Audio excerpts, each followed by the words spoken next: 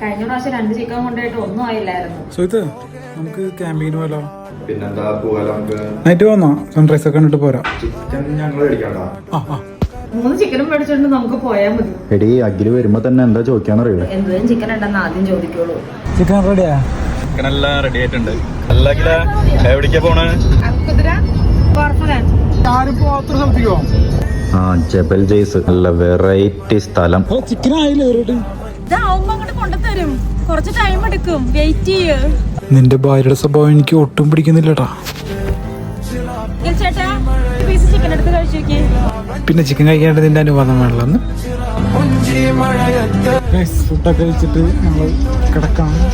സൺറൈസിനെ കുറിച്ച് നമ്മൾ കുറച്ച് വൈകി പോയി. എത്ര 2 മണിക്കൂർ? 2 മണിക്കൂർ വൈകി.